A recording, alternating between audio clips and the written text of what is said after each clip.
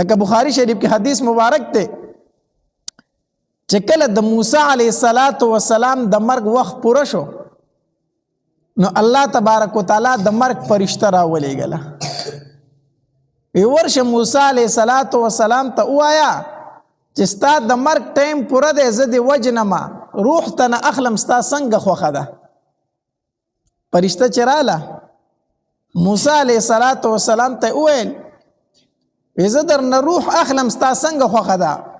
وجنم دې مړ کومه دي د مرګ د اواز په انسان باندې ډېر بد لګي ښه چاته وایي وجنم دې نو د اواز په ډېر بد ولګي ډېر ویریږي نو موسی علیه السلام ته چې فرشتې وی وجنم دې روح ته نه اخلمه هغه خو اسې جلالي شان والا پیغمبر غصه به وله ډېره ورتله چې سپېړه اوچته کړه فرشتې له دا مخ و او دومره زورداره سپېړه ورکړه چې د سپېړې سره ول دا سترګه هم ویستله هغه په بره لاړه الله تبارک وتعالی لره وی الله داسې بنده ته دې لېږلي وم چې هغه د مرګ نه دومره نفرت کوي مرګ نه غواړي وګوره زما دې حالت ته ما چې ورته د مرګ ووي نو زما دې حالت ته وګوره ما سره سي چلو کو داسې بنده له دې لېږلي وم الله تبارک وتعالی ورته وفرمایل وی ټیک ده لاړ شه زما موسی ته ووایه چې مرګ نه غواړي که نه نو د غویي په شا باندې لاس کېده او ستا د دې لاس د لاندې چې څومره ویښته رالو د هر ویښته په بدل کې 1 کال عمر در کومه د هر ویښته په بدل کې فرشته راله موسی علیه السلام ته وویل وی الله تبارک وتعالی فرمایي چې ده ته ووایه چې مرګ اوس نه غواړي که نه نو د غویي په شا باندې لاس کېده د دې د لاندې چې څومره ویښته راله دومره ژوند در کومه موسی علیه السلام خو چې فرشتې ته سپېړه ورکړه وروسته بیا پوه شو چې دا مې څه وکړو بیا هم سوچ کړی و چې دا خو مې بد وکړه دو دا فرشتې ته وایي ښه چې د غوی په شا لاس کېدمه او د هغې د لاندې څومره ویښته راله او د هر ویښته په بدل کې راله الله یو کال عمر راکړي نو بیا د هغې نه بعد به بیا څه خو بیا مرګ دی نو دغه کلونه چې ختم شي نو بیا څه شی دی بیا مرګ دی نو موسی علیه السلام ورته وفرمایل چې بیا مرګ دی نو د خپل کار اوس پوره کوه د خپل کار اوس پوره کوه روح رانه اخله چې مرګ نه خلاصون نشته بیا خو روح واخله نو د مرګ نه خلاصون نشته الله له تګ دی او چاته پته هم نشته چې زه به په څه حالت کې مرمه په کوم ځای کې به مرمه او څنګه به مرمه دا صرف د پیغمبرانو یو اعزاز دی چې الله تبارک وتعالی ورسره دغه مشوره کوي لکه حدیث مبارک کې راځي عائشه بیبي فرمایي رضی الله تعالی عنها وی نبی علیه السلام په ژوند باندې دا حدیث مبارک ما ته ډېر وی چې عائشه الله تبارک وتعالی د پیغمبر سره د مرګ نه مخکې مشوره کوي چې نه ته مال راځي او کو په دنیا کې پاتې کېدل غواړي هر پیغمبر ته د مرګ نه مخکې دا ویل کېږي دا حدیث مبارک ما ته ویلی و نبی علیه السلام چې بیمارو او تبه ډیره زیاته وه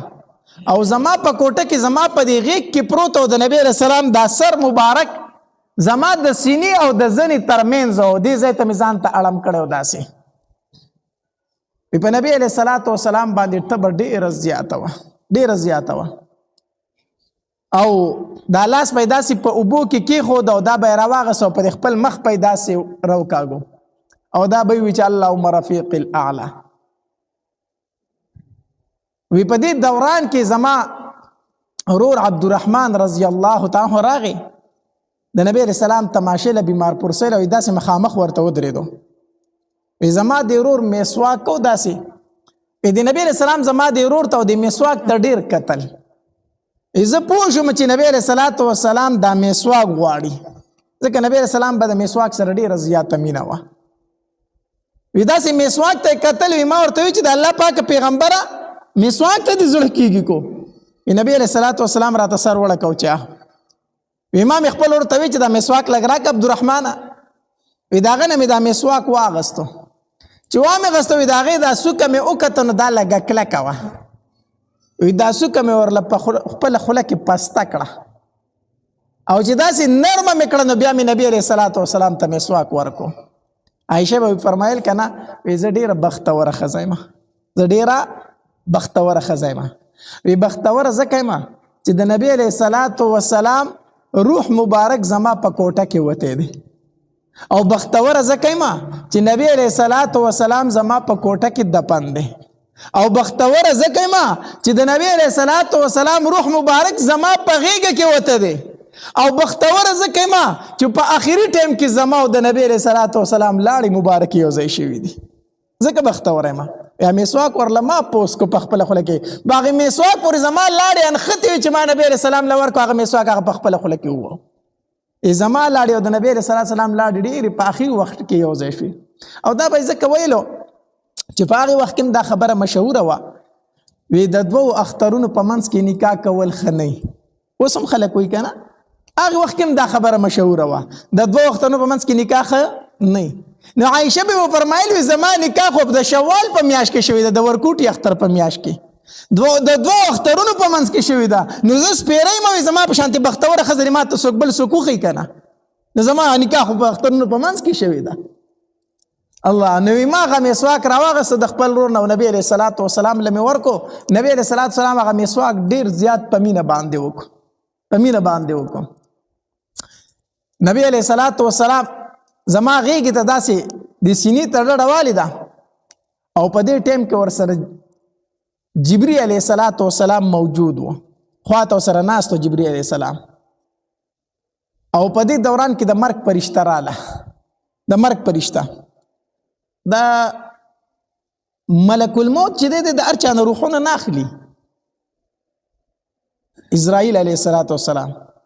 د ټولو فرشتو مشر دی بیا د نگرانۍ د لاندې ډېرې فرشتې دي او دله الله تبارک وتعالی په خپل دومره طاقت ورکړی دی یو ځل د نبی علیہ الصلوۃ والسلام د ملک الموت ته وویل وی ته د دومره خلکو نه په یو ځای روحونه څنګه اخلي دنیا کې خو ډېر خلک په یو ځای مري که نه نو د دومره خلکو نه په یو ځای باندې روحونه څنګه اخلي ده ورته وایي د الله پاکه پیغمبره ما له الله دومره طاقت راکړی دی که نه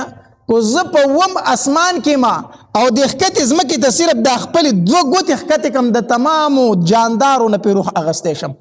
یوازې انسانان نښه دا څومره روح واله څیزونه چې د دې ټولو نه په دې دوو ګوتو باندې په یو ځای روح اوچتولی شم الله راله دومره طاقت راکړی دومره طاقت نبی علیہ الصلوۃ والسلام ورته وفرمایل ملک الموت اسی تا ته د مخکې نه پته وي چې د کوم انسان نه روح اخیستلی کېږي مخکې نه تا ته الله ویلي نه مخکې نه زه خبر نه یم په کم ټیم کې چې ته روح عالم په دغه ټیم کې راته الله وایي چې د پلان کې انسان نه روح واخله بس په دغه ټیم کې زه وپېژنم مخکې ما ته علم نه خو د نگرانۍ کې ډېرې فرشتې هغه ټول روحونه اخلي د نبی علیہ الصلوۃ والسلام نه چې کومې فرشتې روح اخیستې او د هغې نوم دی اسماعیل دا چې راله د نبی علیہ الصلوۃ والسلام په خوا کې جبریل امین ناستو جبریل امین نبی علیہ الصلوۃ والسلام ته وفرمایلو د الله پاکه پیغمبره اسماعیل فرشته راغلی ده د روح قبض کوونکې فرشته ده اجازت غواړي ته اجازت ورکوي نبی علیہ الصلوۃ والسلام ورته وفرمایل وی او دته وایي چې راځه د مرګ دا فرشته راله نبی علیہ الصلوۃ والسلام ته وویل وی د الله پاکه پیغمبره الله را لېږلې ما او الله تبارک وتعالی فرمایي چې د نبی علیہ الصلوۃ والسلام ملاقات ته مې نور ډېر شوق شوی دی نو غواړم چې دې ځان ته روبلمه نو ستا څه رایي ده ستا څه مشوره ده ته پکې څه وایي نبی علیہ السلام خو په هر کار کې د جبریل امین سره مشوره کوله که نه نو نبی علیہ السلام داسې جبریل امین ته وکتل په خوله یې څه ونه وی خو ویې کتل ورته چې جبریل امینه ستا څه مشوره ده ما ته څه خبره وکړه که نه جبریل امین ته وفرمایل د الله پاکه پیغمبره الله اختیار درکړی دی زه پکې څه نه وم الله اختیار درکړی دی خو یوه خبره ده چې الله دې ګورې د ملاقات شوق لري نبی علیہ الصلوۃ والسلام وفرمایل د مرګ فرشتې ته وی چې الله زما د ملاقات شوق لري نو ته خپل کار جاری کا خپل کار وکړه زما نه روح واخله عایشه وی فرمایي وی د نبی علیہ الصلوۃ والسلام په بل خبره نه پوهېدلی خو دا لاس یې داسې اوچت کو چې دا الفاظ وي اللهم رفیق الاعلی او بیا یو آیت کریمه چې مع النبیین والصدیقین والشهداء والصالحین وحسن اولئک رفیقا دا آیت مبارکه لا سر ته نه ورسول چې دا آیت مبارکه په شونډو باندې نیمګړی پاتې شو او د نبی علیہ السلام نه روح مبارک لاړو یې نور نه پوهېدلی په څه باندې نو غرض می دا کو چې د دنیا نه نبی علیه الصلاۃ والسلام تل دی بل کم انسان د چاغه بپات شي چې په مخ د ځمکه دغه په شان د بهتر او غوره انسان نو مرو به ټول مرګ ته تیاری پکار ده د دنیا نه بزو ټول خو د دنیا نه داسې لاړ شه د دنیا نه داسې لاړ شه چې الله درنه رضا وي داسې لاړ شه لکه حدیث مبارک کې راځي نبی علیہ الصلوۃ والسلام فرمایي کله چې یو انسان وفات شي وفات او الله تبارک وتعالى د حدیث مبارک کې راځي نبی علیہ الصلوۃ والسلام فرمایي کله چې یو انسان وفات شي او پرشتي د روح واخلي بر اسمانونو ته وسی نو الله تبارک وتعالى د پرشتو نه تپوس کوي سره د خپل علم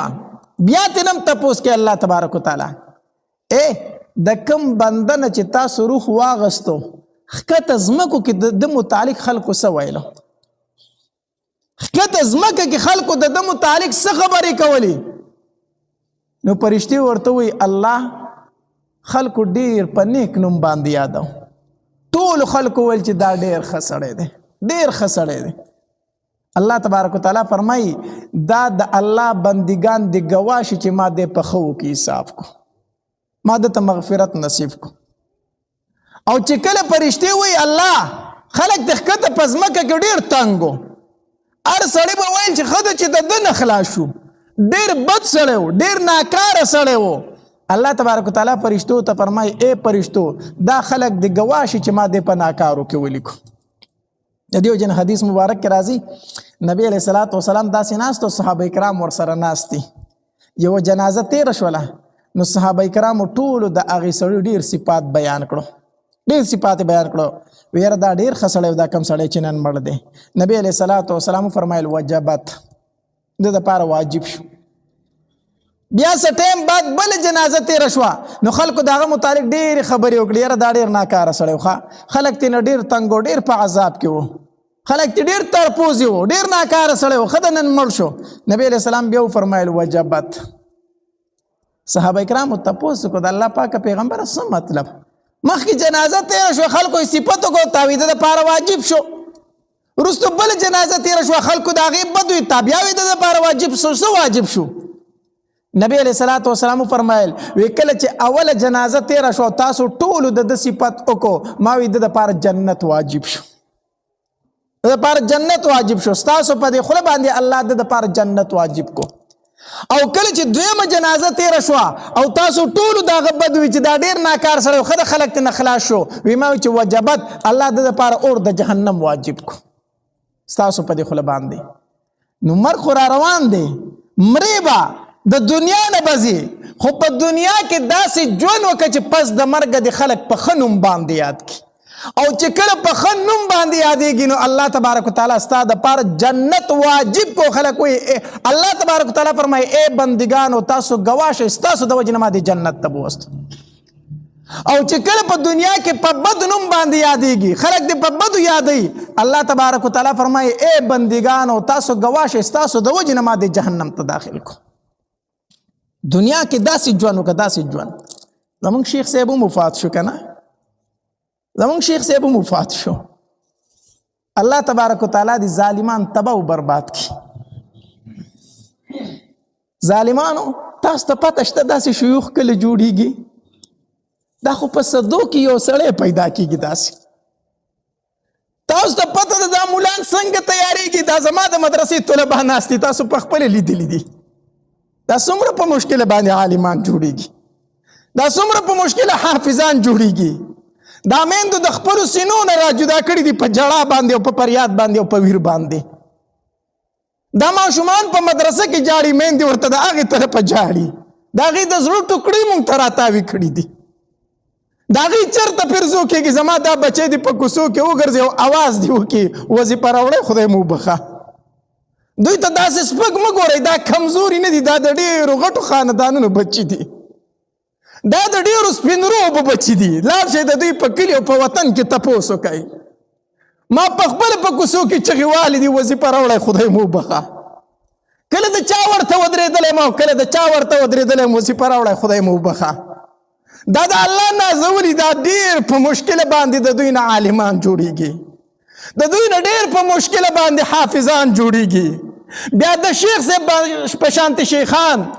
دا خو په مخ د ځمکه چېرته یو څو دانې وي، دا خو ډېر په مشکله باندې تیار شوي. ظالمه تا زموږ نه په یو ډز سره واخیستو، دا څومره په مشکله تیار شوی و. د هغه خلا به اوس څوک پوره کوي؟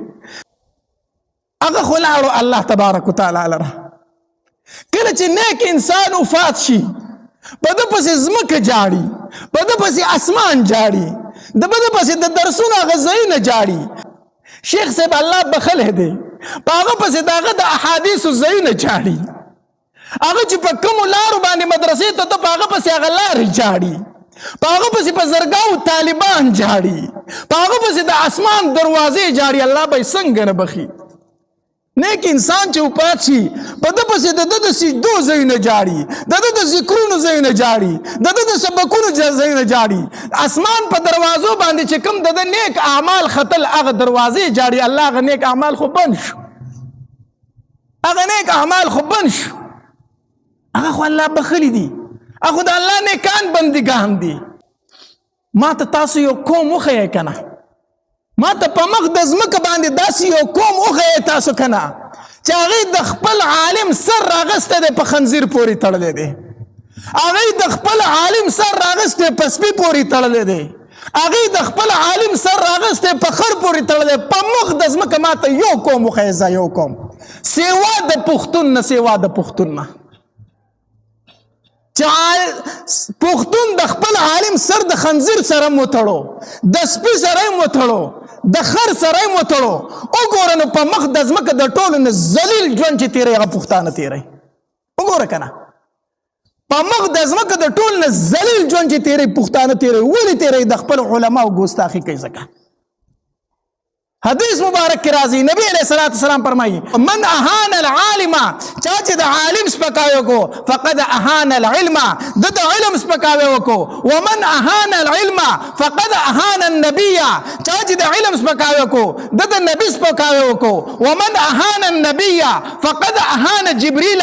چاچے د پیغمبر سپکاوے کو د جبريل علیہ الصلوۃ والسلام سپکاوے کو. ومن اهان جبريل فقد اهان الله، چاچے د جبريل علیہ السلام سپکاوے کو د الله سپکاوے کو. ومن اهان الله فقد اهانه الله يوم القيامه، چاچے د الله سپکاوے کو الله به دغه انسان ذلیل او رسوا کی په ورځ د قیامت. الله به ضرور ذلیل کوي، الله به ضرور ذلیل کوي. تاسو د علماو په ګستاخو پسې ظالمانو هغه سپین ډکي تاسو په وینو باندې رنګ کړه چې هغې نه خو الله له حیا ورځي، د سپینو ډکو نه خو الله له حیا ورځي. الله فرمایي سپین ګیری چې ما ته لاس پورته کي زه د ده لاس خالي نشم پرېښودی چې کله د سپینو ډکو ته ګورم هغه سپین ډکي تاسو په وینو باندې رنګ کړه نو، هغه سپین ډکي تاسو په وینو باندې رنګ کړو نو. او یا کاله زمونږ بچو ته قرآن وښودو، او یا کاله زمونږ بچو ته حدیث وښودل، مونږ ورته بدله دا ورکړه چې یو میاشت خو ورته کنځل وکړو او چې په هغې خو سینې یخې نه شي نو اخر کې خو ترې ګوله یې ویستله. نن د علماو سره دا سلوک شروع دی. نن د علماو سره دا سلوک شروع دی. قسم په الله ډېرې پاکې سترګې وجړلې ولې شوې، ډېر د معصومو سترګو نه اوښکې وبهېدې، ډېر کمزوري طالبان وجړل، هغې معصومان وجړل چې بالغ شوي نه دي. تر ننه پورې ما لا په خپله مدرسه کې سم کلاس نه دی اخیستی، خو زه کلاس اخلم زما طلبه او زما طرف ته فکر نشته دی. د مدرسې طلبه خو جوړول، عالمان خو جوړول، بزرگان خو جوړول، شیوخ خو جوړول. قسم په الله زما یو خبره یاد وساته، یو خبره کو په دې ملک د علماو داسې قتل کیږي، کو په دې ملک مونږ خا د ورځ اومنتله راشئ په ما باندې په دې مخ توکاڼې راوتوکئ. کوم ملک چې د علماو سپکاوی کیږي سوال نه پیدا کیږي چې دغلته په مونږ په عزت ژوند تیر کو، سوال نه پیدا کیږي چې مونږ په سکون ژوند تیر کو، سوال نه پیدا کیږي چې مونږ په عزت پاتې شو. مونږ ځان له یو کار کتلی دی، علما به شهیدان کیږي او دا یوازې د هغې نه ګیله نه ده، دا مونږ ټول داسې جوړ شوي یو تاسو فیسبوک کولاو کوئ تاسو سوشل میډیا کولاو کوئ تاسو د خپلو ځوانانو دا خبرې وینئ نکاح ورله دې ملا تړلی د پلار نکاح ورله دې ملا تړلی د نیکه نکاح ورله دې ملا تړلی سبا چې خپې وغځئ مردار شي دا ملا پې ودرېږي جنازه ورله کوي بیا هم په ده پسې خبرې کوي زه هغه یو غیرت وینم چې هغه هر تن چې د عالم نفرت په ذهن کې لري زه ورته هم ښه صفا ووایه دا وصیتنامه پرېږده وایه چې زه مړ شم زما په جنازه به ملا نه ودرېږي ما له به جنازه یو ګیره خریلی کوي پکار ده چې دا وصیت وکړي که نه دا کم دغلا پند دی دا کم د منافقت پند دی دا کم منافقت دی چې نکاح له به ملا راولم جنازې له به ملا راولم ختمونه به په ملا باندې کوم او بد ارادې به پسې هم وامه بد ارادې پسې مه وایه صفا وصیتنامه ولیکه وایه که زه مردار شم خپې مې وغځولې په ما په جنازه به ملا نه ودرېږي صفا دا لیکل وکړه شته په دې کلي کې هم شته ما ته پکې معلوم دي چې په ملا نه پسې خبرې کوي زه په خپله سوشل میډیا ښه ډېر استعمالوم ما ته د هر تن کمنټ هم راځي ما ته د هر تن پوسټ هم راځي صحیح ده او معلوم دی راته او دا مې په خپل زړه کې ویلي دي چې مړ شو جنازې له نظم او چې څومره مې کېږي دومره علماو ته به وایم چې جنازې له مزای ټیک شو مزای جنازې له اسد دغلا پند منافقت خو اختیار کړی دی به هر حال د علماو سره مینه وساتئ د علماو سره محبت وساتئ د علماو سره عقیدت وساتئ دا زمونږ نه نور څه نه غواړي مونږ ته قرآن ښیي مونږ ته حدیث ښیي کو مني ومنه کو نه مني کم از کم سپکاوی خو یې مه کوه کم از کم بدې ردې خو پسې مه وایه او یو خبره یاد وساتئ تاسو نظر وچلوئ او وګورئ کومو کسانو چې په عالمانو پسې بدې ردې ویلي که نه اخر انجام وګورئ د دین اسلام نه انکار کړی مرتد شوی دی وګورئ زما خو ډېره تجربه وشوله هغه کسان چې په علماو پسې به بد رد ویل اخري پوسټونه مې د هغې دا وکتل چې په دین اسلام اعتراضونه شروع کړو او د دین اسلام نه اوتل مې کتل په خپله باندې چا د مرتد کېدو او کفر ته د تلو اوله پاونۍ د دې ځای نه شروع کېږي چې دی به په علماو پسې بدې ردې وي ځکه چې ستا اعتماد په عالم پاتې نه شو دا عالم چې کوم حدیث وي په دې حدیث ته اعتماد پاتې نه شو ته به وایي دا مولای د ځان نه وي ځکه بس مولا خو دې اعتماد پاتې نه شو پای حدیثو دې اعتماد پاتې نه شو پای قرآن دې اعتماد پاتې نه شو نو په آخر کې وایي دا حدیث چې وایي دا د مولانو خبرې دي دا کوم جهنم او جنت چې یادوي دا د مولانو خبرې دي دا وایي اخوا هېڅ شی نشته دی په آخر کې د څه جوړ شي مرتد ته نه جوړ شي دقه اخیری انجام شي اخیری انجام الله تبارک وتعالی دې موږ د دغې نه وساتي او یوازې علما عوامو ته نه ومه علماو ته هم ومه زموږ دیني اختلافات په خپل ځای باندې خو د هر عالم قدر کوئ د هر عالم احترام کوئ د هر عالم عزت کوئ دلته طلبا ډېر ناست دي ټولو طلباو ته ومه د علماو قدر کوئ د علماو احترام کوئ زموږ دیني اختلافات په خپل ځای باندې هغه د کفر او د اسلام خبرې نه دي خو د هر عالم قدر او د هر عالم احترام کوئ یوازې عوام نه علماو له د ټول نه لومبې د دوی احترام پکار دی سفیان ثوری رحمه الله دا لوی عالم تیر شوی لوی عالم ډیر زره احادیث مبارکه وته یادو ډیر زره احادیث مبارکه د دومره لوړ مرتبه عالم خو چې کله خبر شو چې د شام نه امام اوزاعی رحمه الله را روان دی په اوخ باندې ناشته مخکې به د اوخان په لړاکې روان یو اوخ په بل پورې تړل بل په بل پورې تړل امام اوزاعی چې په اوخ باندې ناشته سفیان ثوری رحم الله ولا مخې ته ووتو داغه اوخې د بل د اوخ نه راکولو کو او داغه د اوخ دا پړې په خپله مرۍ کې ورواچو او داغه په اوخ باندې ناسته او سفیان ثوری ته مخکې را روان دی او چغه وی لار پرېږدوئ زموږ شیخ راغی لاره پرېږدوئ لوی عالم راغی علماو به دومره د یو بل قدر او احترام کو دومره قدر او احترام کو چې داغه د اوخ پړې په خپله مرۍ کې اچولې ور روانو هغه عالم چې ډیر زر احادیث مبارکو ته په یادو باندې یادو هغه د بل عالم د اوخ پړې په مرۍ کې اچولې دی نو موږ علماو لم د یو بل قدر پکار دی احترام پکار دی عزت پکار دی سپکاوی نه دی پکار چې په نوم عالم دی زما دپاره قابل قدر او قابل احترام دی الله تبارک وتعالی دې زموږ په زړونو کې د علماو د مینه او محبت کینی